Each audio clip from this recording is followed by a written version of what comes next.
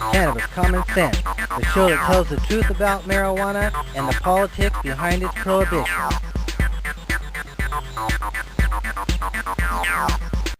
I first smoked pot 45 years ago when I was a freshman at Georgetown Law School in Washington, D.C., and I've been a regular smoker ever since. There is nothing wrong with the responsible use of marijuana. It was 40 years ago next month that NORML was formed, and at the time, and so we've been at this now for 4 decades, and our position then and our position now is there's absolutely nothing wrong with the responsible use of marijuana by adults, and it should be of no interest or concern to the government. They have no business knowing whether we smoke or why we smoke. As Alan mentioned in his opening comments, we really are at a tipping point in this country. There are more living Americans who have smoked marijuana than living Americans who have not. And with the increasing support we have from the public now, we've made more political progress in the last 5 years than in the first 35. So, folks, we are very close to winning this, closer than it looks like when you're out struggling on the street level, I understand. But once change begins, it happens more quickly than you anticipate. Next, let's switch to the topic of some municipal initiatives, and in this case, one that's been stalled temporarily, but we think only temporarily. Matt Abell's going to talk about an initiative in Detroit, Michigan. Matt is a very active member, in fact, a life member of the NORML Legal Committee. He founded Cannabis Council, a practice entirely consistent of cannabis cases and clients. But more importantly, what I've seen over the last year or whatever since, I guess about a year now since Michigan has had that new initiative, is Matt is truly the go-to guy on these important questions in Michigan. But again, instead of having him talk about the medical use law today, I'd like for him to talk about what's going on with that initiative that we expected to be on the ballot this November in Michigan. Matt?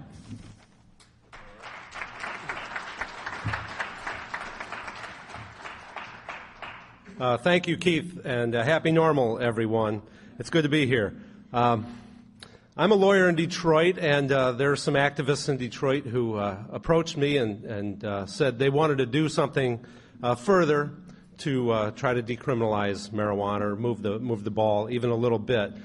Tim Beck is the person who actually put the language together and then had the petitions printed, came to me and someone else and asked for funding, and 3 of us just kicked in a little bit to print it and to pay some circulators. We didn't even need 1,000 signatures for this. So if initiative is available to you in your state or your municipality or your county, do it. Take a look at the city charter, the county charter. If that is available, there are all kinds of ways that we can do this on a smaller level to make inroads, and that's what we were trying to do in Detroit.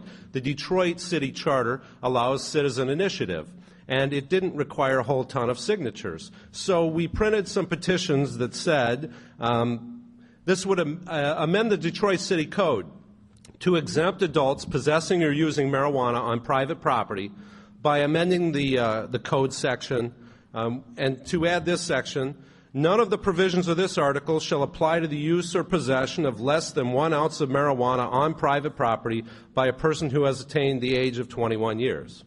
And then we reprinted the entire controlled substances ordinances in the city of Detroit and just added that section. So it requires you to put all the language there that might be effective. So better safe than sorry. In fact, we printed them once and there was some small heading that wasn't in bold and it was completely reprinted. That cost a couple $100. But it's important to have the details right, too. What happened was we circulated the petitions. We paid petitioners $1 a signature, and those were filed with the county clerk. With the city clerk. They were filed with the city clerk. The city clerk counted them, and they had sufficient signatures under the law. They were good. And then it was submitted to the Election Commission to set the language to go on the ballot. And Tim and I appeared at the Election Commission hearing, and instead of considering language, the Corporation Counsel, one of the 3 members of this commission, said, we can't do this, this is illegal, and I move that it be denied, and we just can this, and that's what happened. Now, they had written a legal opinion, which we only found that day and obtained a copy of it, saying that they felt it was illegal for 2 reasons. That it was preempted by federal law, and that it was advisory only in nature. And neither of those is true or accurate. But so we sued them, is what happened. This is a copy of the lawsuit that I filed in Wayne County in Detroit. And we got an order to show cause against the city clerk and the election commission, the head of the city council. And we appeared at the hearing, and at the mandamus hearing, the judge said, this violates the law, and I'm not going to order that it be placed on the ballot, and basically make me kind of. And so we're going to. But not right away. The timing is such that the ballots are being printed already now.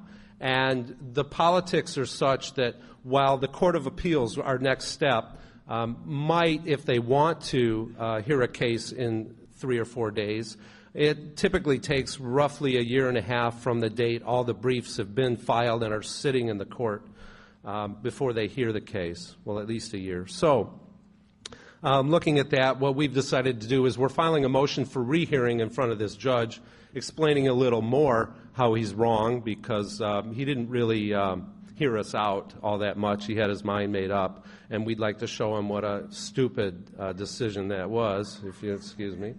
That's a legal term. You can look it up. And we want to show him some other things that I didn't have and didn't think were necessary, like a copy of the Detroit medical marijuana law that was passed in 2004, 4 years before our state law, which was put on the ballot and wasn't preempted and wasn't advisory. And he asked me how, what actual effect it would have. How is it not advisory? And I said, well, an officer wouldn't be able to write a ticket under city code that he can write today. That's a big practical difference. And then he made up some crazy analogies that were not on point, and I explained that to him, and he said, good point, and we moved on. And anyway, we are going to be filing a motion for rehearing in front of the same judge. And we expect it'll be denied, but our brief will be much thicker and more professional, ready to go to the Court of Appeals. We kind of thought it was a lay down, but it was all over before we got there. So when we go to the Court of Appeals, we'll have all the legal arguments already laid out in the lower court, which is a better way for us to do it. And the timing is such that it looks like if and when we win this, it'll probably be either a special election, which will be rather interesting, or it could be even 2 years from now in the 2012 elections. So we are slowed but not deterred, and we're going to move forward. And actually, I thought that, first of all, I thought there was no way we were going to lose. I was so confident when I went to court. Although I never get overconfident, I never say it's a done deal, but I felt very good about the case because the law really is very strongly on our side. And when we lost, I was surprised that I wasn't depressed or dejected. I was invigorated by more of the injustice that's still coming from the government. And so that had the reverse effect that I expected, but it was a good thing for all of us. And I'm reinvigorated, and I'm willing and ready to press on forward in this. And so we're gone but not forgotten, or we're forgotten now but not gone. We'll be back, put it that way, one way or another. So, all right. Thank you very much. Chris serves as a lead advocate at the Coalition for Medical Marijuana in New Jersey and the Pennsylvanians for Medical Marijuana. He also serves on the board of Philadelphia Normal and Normal, New Jersey, and was the founder of Normal's highly rated podcast back when he was based in Santa Fe, New Mexico. Chris, tell us about New Jersey and Philly. Thanks so much. Hello, yes. Pot is not just for California anymore.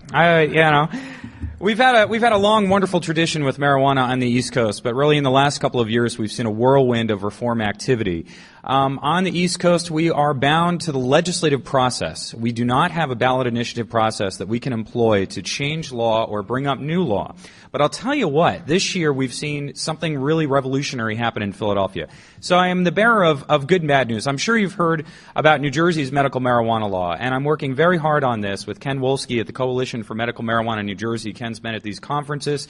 He attends the Patients Out of Time conference. He's a registered nurse and the director of our coalition. But I have to tell you, and we'll get into this in just a second, New Jersey is about to run a revolution on medical marijuana, and it's not a revolution any of us are going to be real happy with.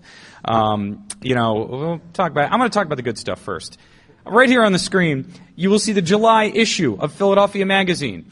They interviewed women for the Pot is Back. Now, all of us are saying, well, where did pot go? It didn't go on vacation, Pot's always been around, but it looks like the media in Philadelphia and New York and New Jersey are just finally starting to wake up to the fact that they can cover this, that this is an issue that isn't just in California. This is an issue that exists around them every day. What Philadelphia Magazine went out and did was interview yuppies smoking pot on the main line in Philadelphia after work, bankers, a lot of women. I hate to use the term, but sort of the stiletto stoner kind of an interview is what this turned into be. Myself and State Senator Dalen Leach were the only people quoted with our real name in what was a long feature-length article here. They also sampled the local marijuana in Philadelphia and did a write-up of that, which was good stuff. But this was an innovation, I'll tell you. Yeah, and it wasn't very savvy. The guy starts out the article and he says, I'm a cop, but I can get, I look like a cop, but I can get great marijuana around Philadelphia. Well, I'm here to tell you, if you don't look like a cop, you can get even better marijuana around Philadelphia. So, and actually it was the Philadelphia police that we worked really closely with this year, and I have to thank Harry Levine for his support. We pointed out the racial disparity on the arrests in Philadelphia this year, and the city responded positively to this. It was the first time that we really reached out to municipal government, and they sort of reached out back to us and had a change. So let's talk a little bit about that. Pot is back in Philadelphia and New Jersey, folks, as you can see on this magazine here. New Jersey passed a medical marijuana law. That's right there at the State House. That's our Senator Nicholas Scutari of New Jersey. I had just had a meeting with him a couple of weeks ago. New Jersey has a new resolution right now to support H.R. 2835. New Jersey could be the first state to pass a resolution to support the federal Medical Marijuana Patient Protection Act. Of course, it's sponsored by Barney Frank. He's a New Jersey boy. He was born in Bayonne. We're in touch with Congressman Frank to do some appearances in New Jersey about the new resolution. That's the good news. The bad news is we passed a medical marijuana law this year that is the most restrictive in the nation. And in implementing this law, we are up against one of the biggest hurdles I have seen in the marijuana movement thus far. New Jersey is a unique place to have a medical marijuana law pass. It is where 4 of the 7 largest pharmaceutical companies in the world are based. It is a state that has unique state regulations that exist for this medical and pharmaceutical industry in order to work with the state and these entities and the universities and everything like that. You might have heard that they were going to give a monopoly production contract to Rutgers University this year. But it wasn't really just Rutgers University. It was Rutgers University and a couple of small companies that already work on plant-based pharmaceuticals through clinical trials. And they were really going to try this. And what's going to be next for New Jersey? They're working on the implementation of the medical marijuana law. They are proposing that 6 alternative treatment centers serve the entire state of New Jersey. They are still moving towards a centralized production of medical marijuana. What will that mean? Well, we as advocates have our foot in the door, but we need a little help pushing behind us or the door is going to close right on our foot. Because other than us lobbying the state government, we have the heavies. The medical and the pharmaceutical industry in New Jersey are about to sink a test well into medical marijuana. And it could be approved right through the state law. If it weren't for the tenacity of this Democratic senator from New Jersey, they would have written Rutgers University into the law, and we'd all be turning around going, well, what happened? And that is the truth of what's happening in New Jersey right now. It doesn't receive the attention that it deserves. And because it's so quiet through this implementation phase, it's just what these corporate interests want. I want to go back to this slide here. That's us in front of the State House. With a few press conferences, Ken Wolski, our patient population of New Jersey, an MS patient who went on trial named John Wilson. We've garnered significant media attention, and we turned the corner on the Rutgers University idea. But our governor, Chris Christie, Republican governor of New Jersey, think of him if you've ever seen The Sopranos. He's sort of like Tony Soprano mixed with Karl Rove. You know, that's what we have as our governor in New Jersey.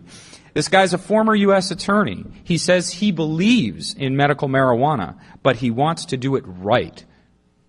Now, the New Jersey State Teaching Hospitals Association was going to get the monopoly contract on distribution. Their representative, Rick Goldstein, no relation, showed up at the High Times Medical Cannabis Cup, and he found every grower he could, and he asked them, if you could only grow 3 strains of marijuana, what would they be? And I think you all know what that means.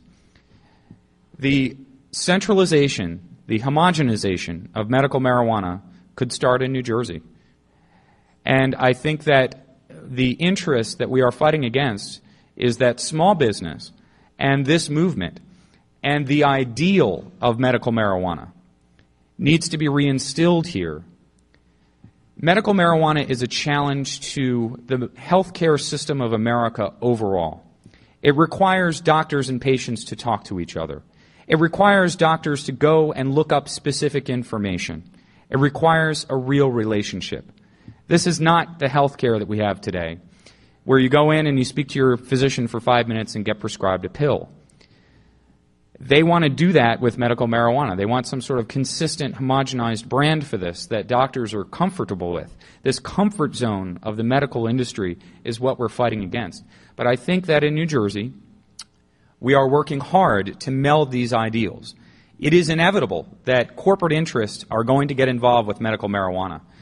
I'm not going to be able to fight them in New Jersey. Our nonprofits there, as hard as we work and as hard as our volunteers work, we're not going to be able to fight that interest in New Jersey. And it's inevitable that they're going to get involved nationally.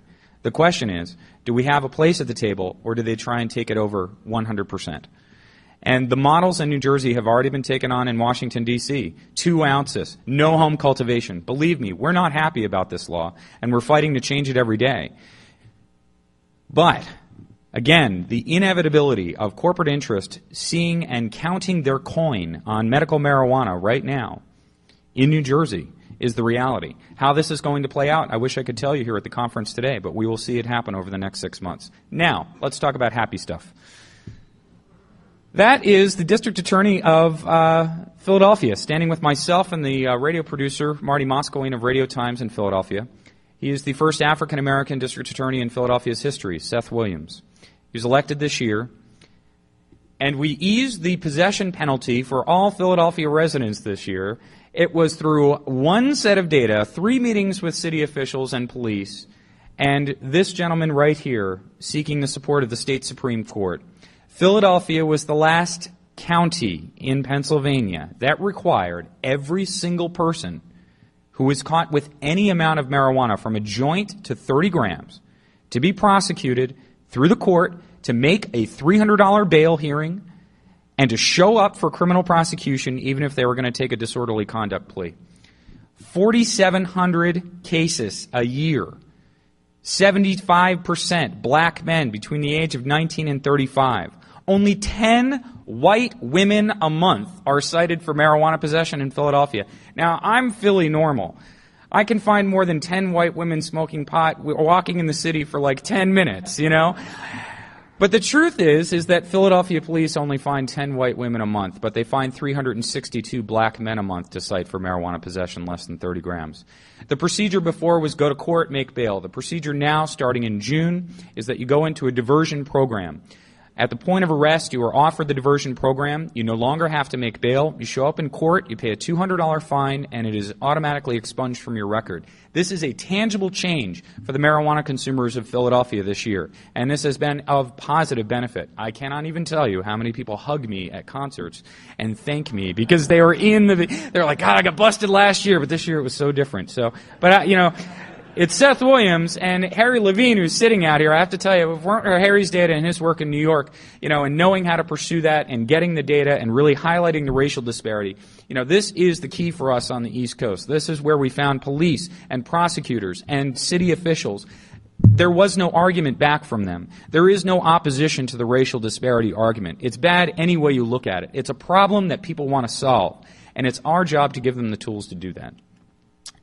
Oh, yeah. Okay, so New York this year, just so everybody didn't miss, there was the National Normal ad ran in Times Square. That's me and Rick Cusick and Steve Bloom from Celeb Stoner and Danny Danko from High Times Magazine. We went up there. It was running.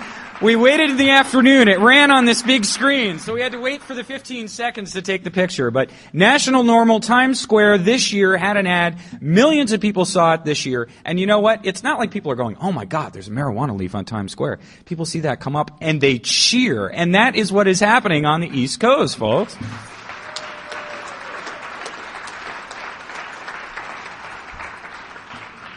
We had a 1,200 people march up South Street this year for the Global Cannabis March. It was an excellent parade. I think there was a video. It didn't quite start yet, though. Let me see if I can get it to start. Starting? No, it's okay if it doesn't start. It was our biggest march ever. There were no arrests at the annual Cannabis March this year.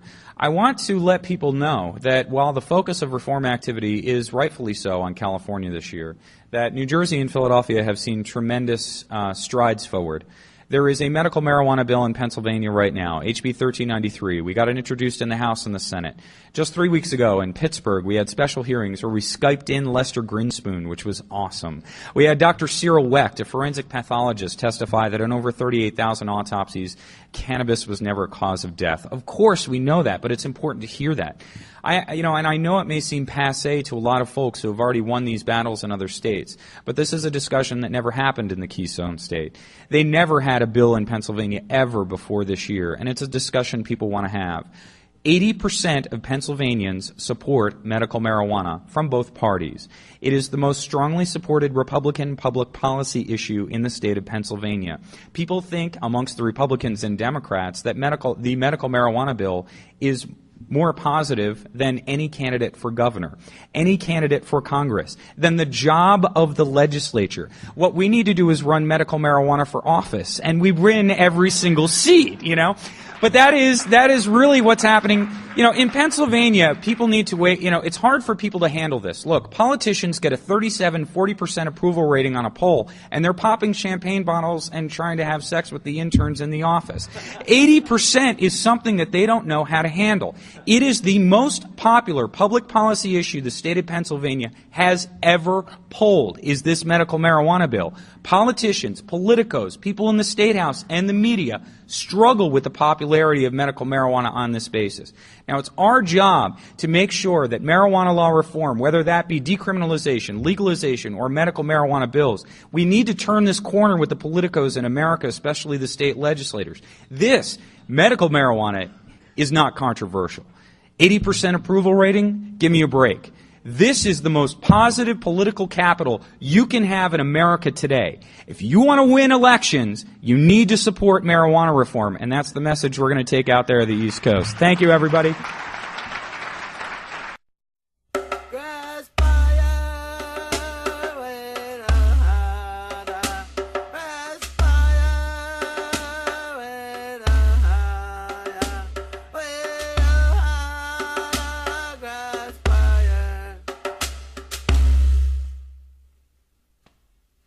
In between the blues, there are good days and bad days, with everything and nothing to lose. While the setting sun never sits, and the night has no limits.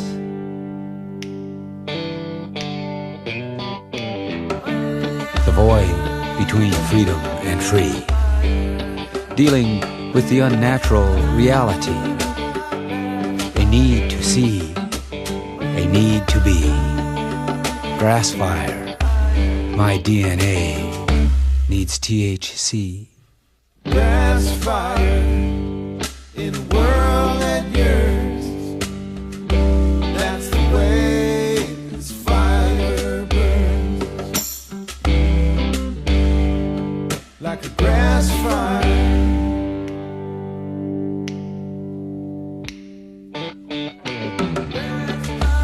In the unnatural society, been trying to maintain, while the sane appear to be clearly insane, with no way to explain.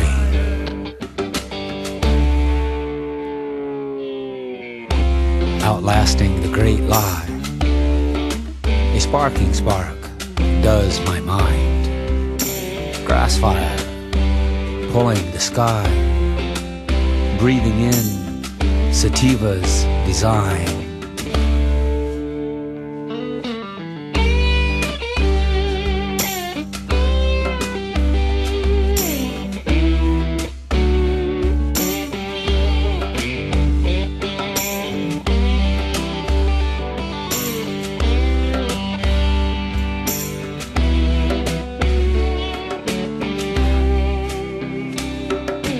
Grass fire in a world that yearns. That's the way this fire burns. It's a grass fire.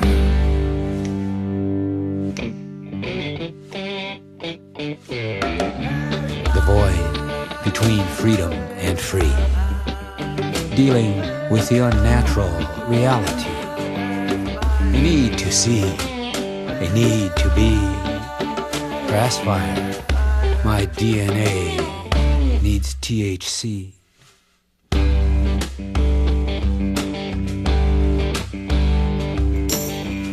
Dreaming of long times past, all that those times brought.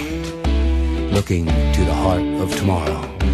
Grass fire in a world that yearns. That's the way this fire burns.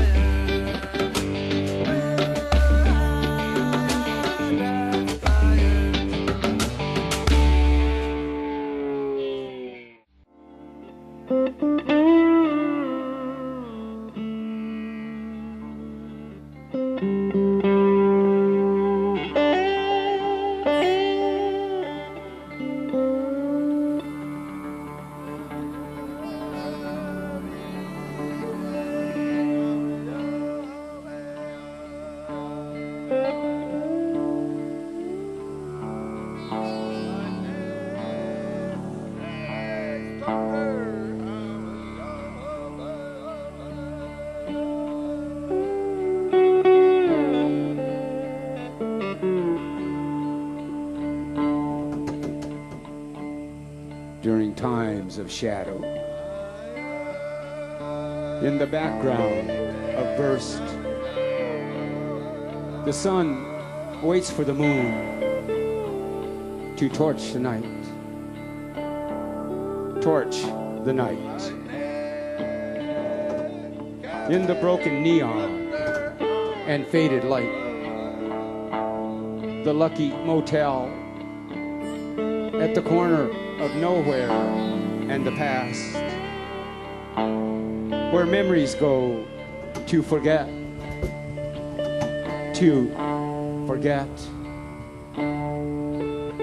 laughing to erase. Her name is Lacey. He makes his crazy kinda crazy. His name is Want. She can hear it. She wants, but doesn't want to. Sparks of the stars, burnings, strong heat. He is like flame. As her fire waits, she is a pulse in the charging light. As a passion of storm, fiery rain, lightning carries thunder.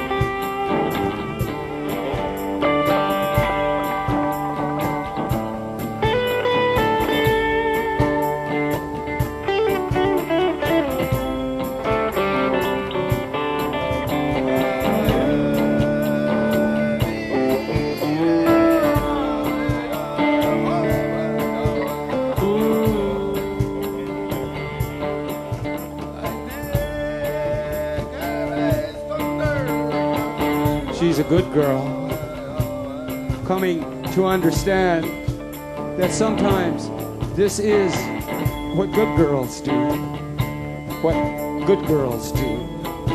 In the breath of sighs, in the magic of moan, they held them together so as not to feel so alone, so alone, so alone during times of shadow. In the background of burst, the sun waits for the moon to torch the night, torch the night. In the breath of sighs, in the magic of moan, they held it together so as not to feel so alone, so alone, so alone.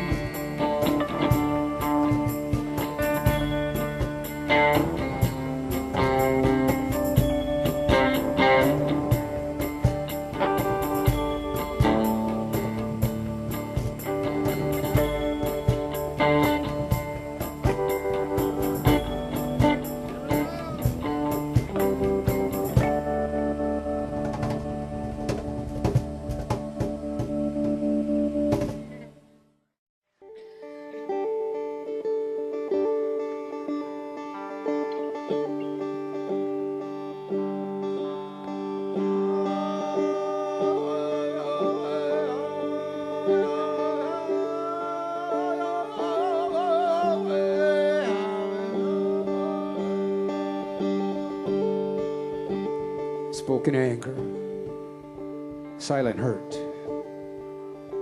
some kind of wheel inside her head, going around and around inside her heart.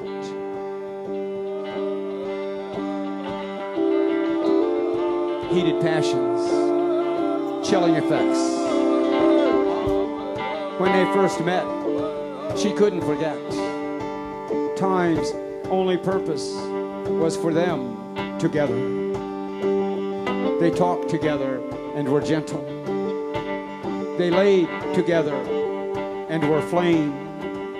She told him her prayers, trusting him with her dreams. She needed a friend. She needed a man.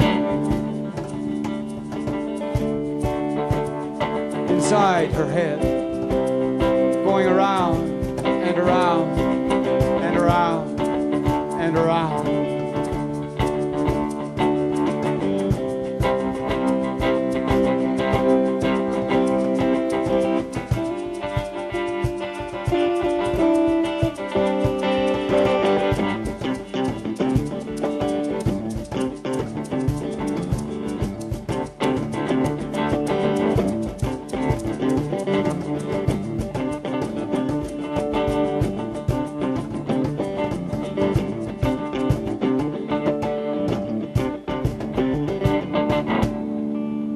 As newness stretches thin, turns out he didn't understand.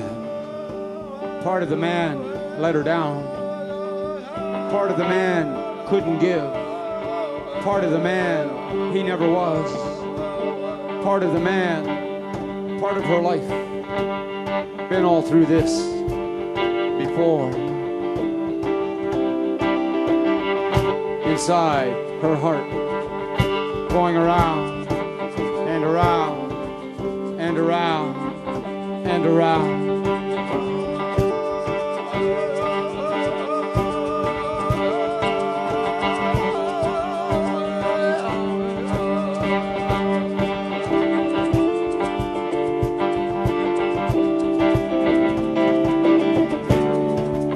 Heated passions, chilling effects. Now here she is, acting tough again. Turning herself off fast, curtains dropping in place, giving away nothing, nothing, nothing in her eyes. Spoken anger, silent hurt, some kind of wheel inside her head, going around and around and around and around and around and around and around and around and around and around inside her heart. Heated passions, chilling effects. Now here she is, acting tough again. turning herself off fast, curtains dropping in place, giving away nothing, nothing, nothing in her eyes.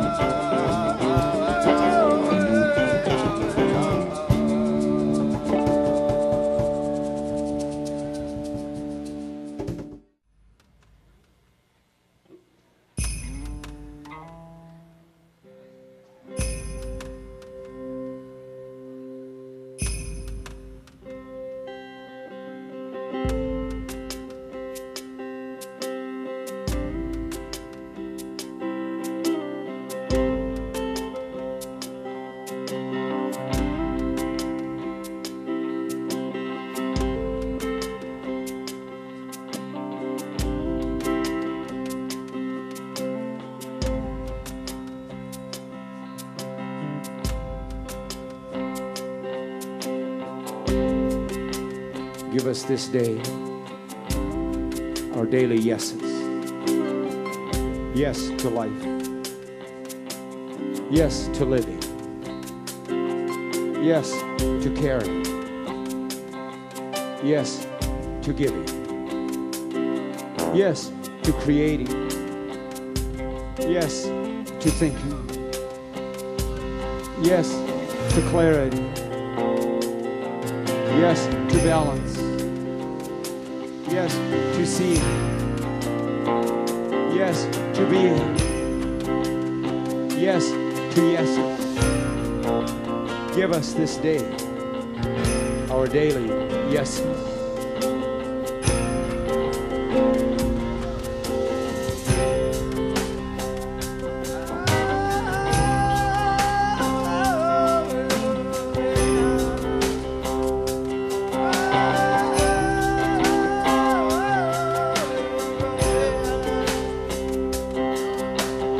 Chaos, confusions, chaos, desperations, despair, despairs, desperation, programmed belief, belief programmed, manipulated minds manipulated, behaviors, reactions, behaviors, fearful thinking fearful, altered thought altered, diseasing perceptions diseasing, forgetting medicine forgetting, clear thinking clear, coherency, prayers given prayers, peace and love and peace, created realities created, whatever sees whatever we do we? Give us this day our daily yeses. Yes to seeing. Yes to being. Yes to balance. Yes to coherence. Yes to thinking. Yes to creating. Yes to giving. Yes to caring. Yes to living. yes, to life. Give us this day our daily yeses.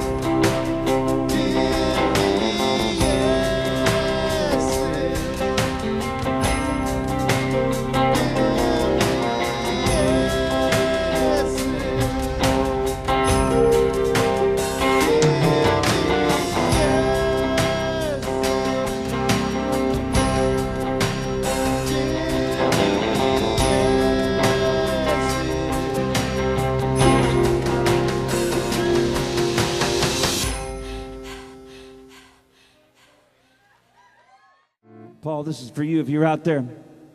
Paul wanted to hear this song.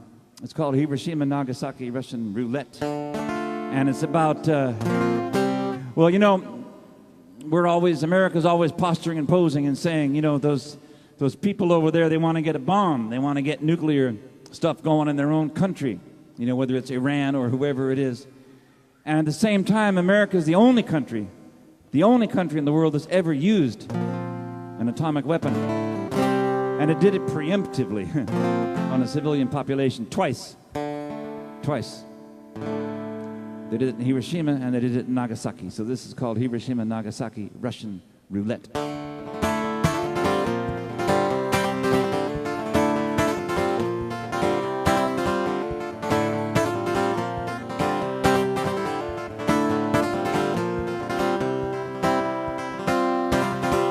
They dropped the bomb in 45 to end the World War.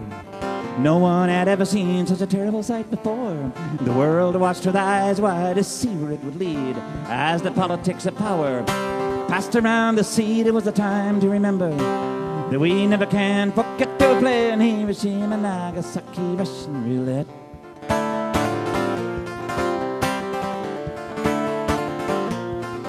They arose like the saviors of our modern human race, with radiation halos that hung above their face, with the key to the sure cure and treatment of our ills. A hot shot of cobalt, a pocket full of pills, speaking always of the enemy who lurked across the seas while they moved in among us like a carrier disease.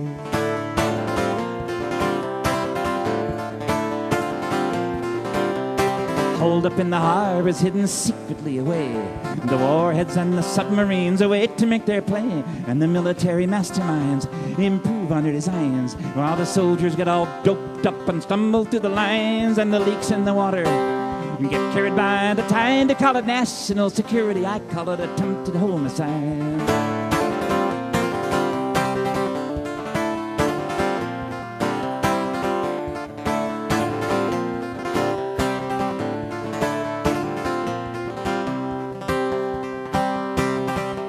Governors and statesmen on congressional pay, quick to please the hand that feeds, careful what they say. They call out experts to assure us and to wave their magic wands. This is the power of the future, they say, and the future marches on, and then they gather up their favors and political gains while the spills fill the rivers and settle in the plain.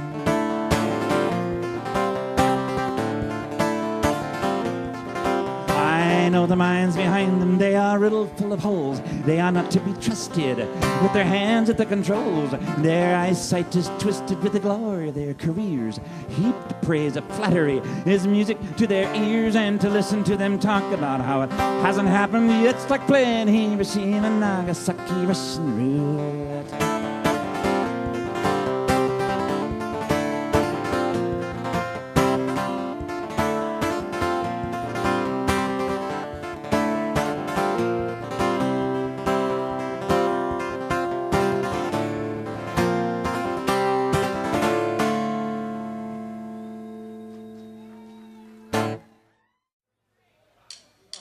The Reflectical!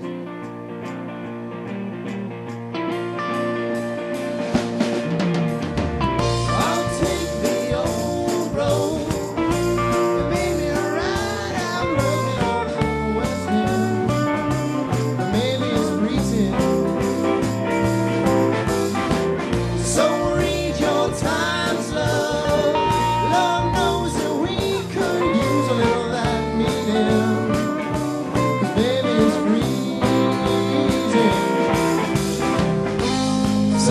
shame,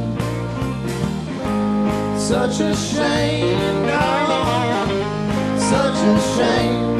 Can't you walk in out my door when I need you now? Oh yeah.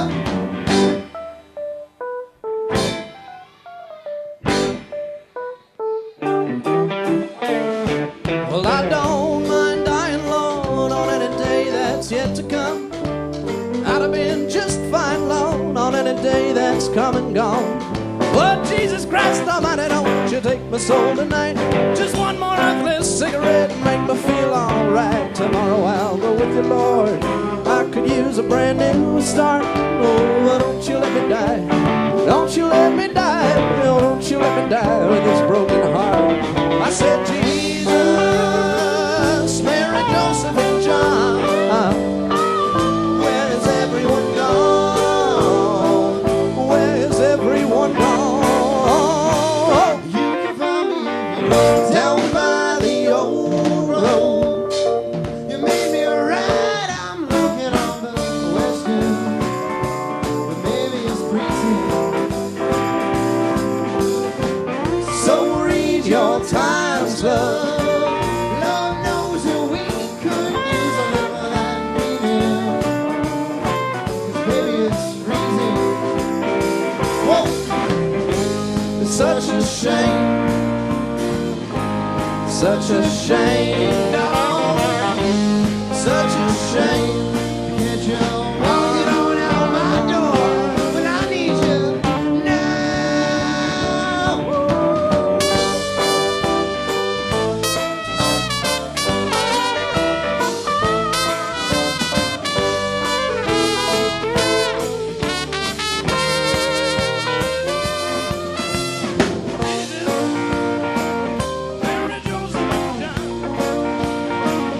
Where's everyone gone?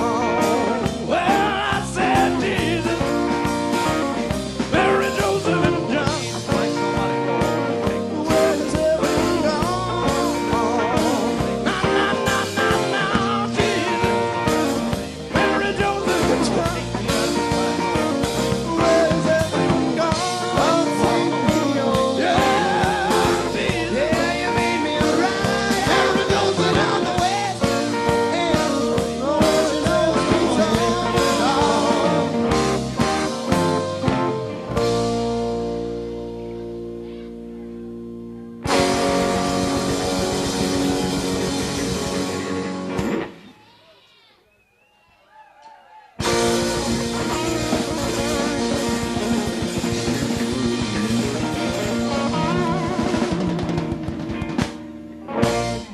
Thank you.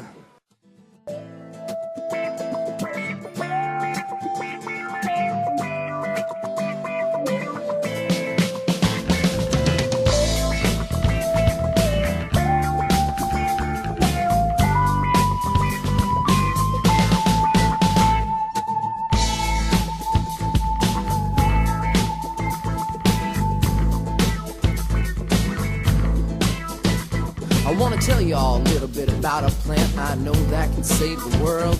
It grows long and tall and has flowers that can make your mind swirl. It's a funky plant with a fiber that is resistant to rain and mold. It's the strongest plant fiber known to man, the best rope you'll ever hold. Well, the pioneers covered up the wagon trains with a canvas made of hemp. And Washington and Jefferson grew it on their farms and said to make the most of it. The first stars and stripes were sewn on hemp, the first Constitution too. This is around the world for food, fiber, oil, medicine, and fuel. And if we press its seeds, we won't have no need for any other oil. We can make paints and inks, or run our car, we'll go back next season. It'll fix the soil, the most nutritious seed we can put in our mouth with omega-6 and 3. We can feed the world with the tree of life and live sustainably. But if we cut down all the trees, we won't have nowhere to breathe. We'll grow fields of hemp instead. We can make our paper, build a house from it. It's the God's plant grown wild and free, living the way that we ought to be. Gonna leave my children a better world than my ancestors left me. Whoa, whoa. La la la la la la la la la la. Whoa, whoa.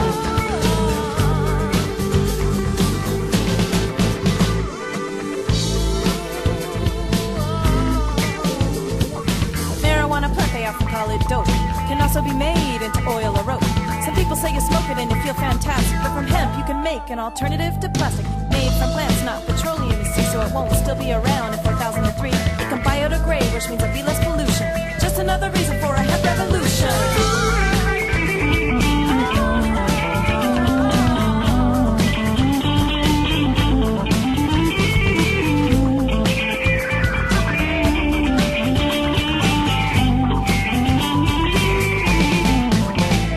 Well, the flowers of the female hemp plant make the best medicines on earth.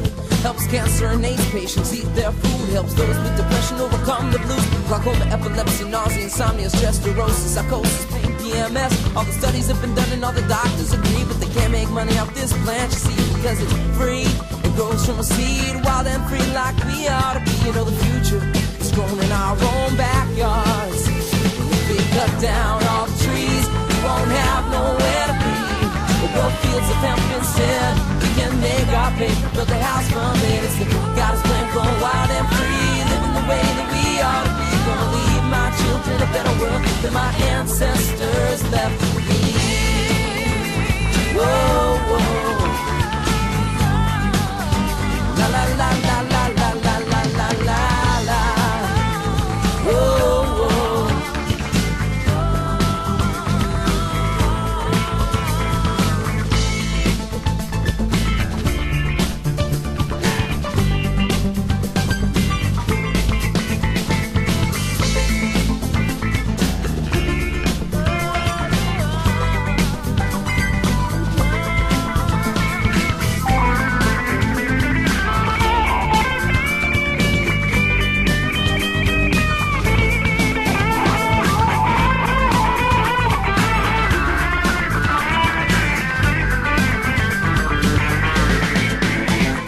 In the mid-1930s, it was the billion-dollar crop. With the invention of the decorder, they could produce it non-stop. But then a smear campaign with Mexicans to blame started making people thinking to make your brain go pop.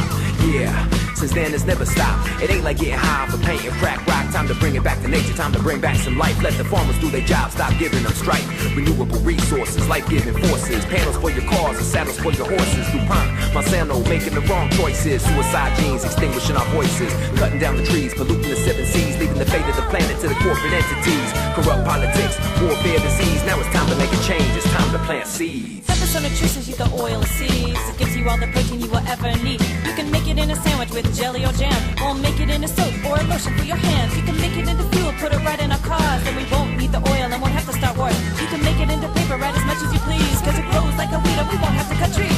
So put your faith in hemp, such a versatile plant, and don't let the government tell us we can't, cause hemp can help us all in so many ways, and it doesn't mean that we will all be living in a daze. Versatility, sustainability, look at history, it ain't no mystery, hemp for victory. If we cut down all the trees, we won't have nowhere to be. We'll grow fields of hemp instead. We can make our paper, build a house from it. It's the God's plan, growing wild and free, living the way that we ought to be. Gonna leave my children a better world than my ancestors left me. Whoa, whoa. La la la la la la la la la la la. Whoa, whoa.